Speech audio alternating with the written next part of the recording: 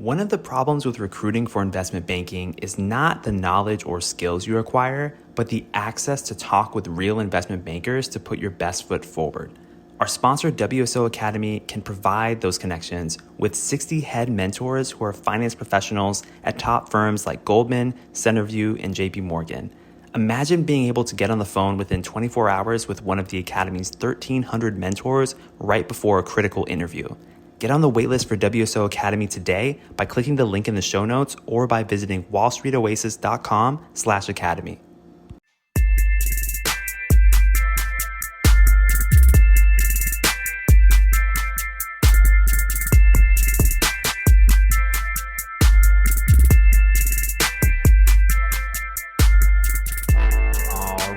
All right. Welcome to Investment Banking Insights. This is the only show dedicated to helping you learn both the technical and the non-technical aspects of the investment banking process. My name is Alex Mason, and I am your host. Thank you so much for joining me. We're going through valuation right now. We're going through some technical questions around valuation, a little bit more advanced questions than some that we covered earlier on in the show. And today's question is this: how do you value net operating losses?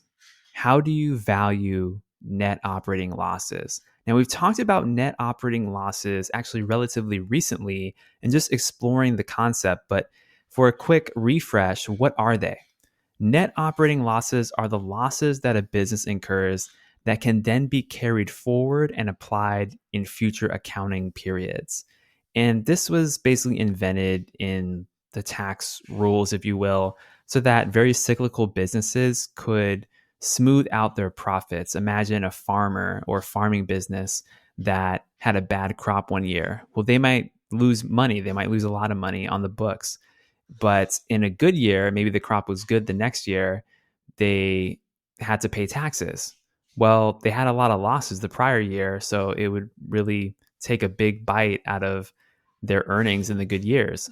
So the government allows the business to carry forward the losses that they previously incurred and apply them to the earnings in the good years so that their tax burden is lower.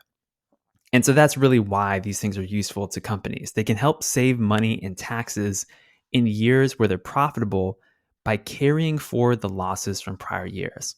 And there are specific rules about how companies do this, but generally that's what it is. And it can be a powerful tool in helping businesses smooth their earnings to reduce tax expenses.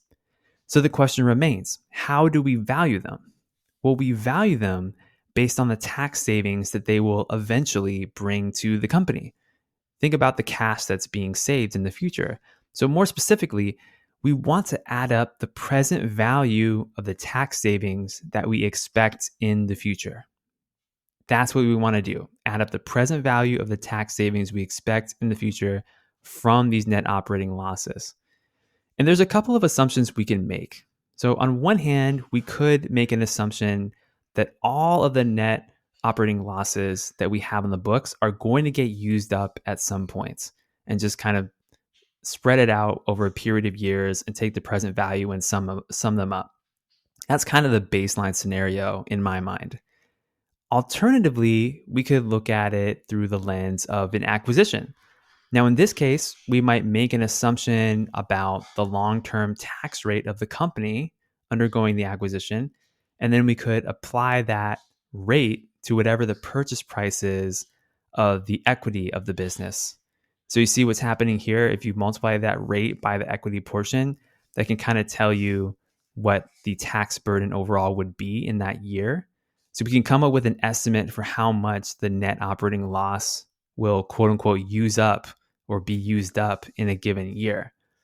Now, whichever method you choose or assumptions you choose, just remember conceptually what we're doing here is we're focused on valuing the tax savings that the net operating loss gives the company. That's what we're doing, and that's where the value is.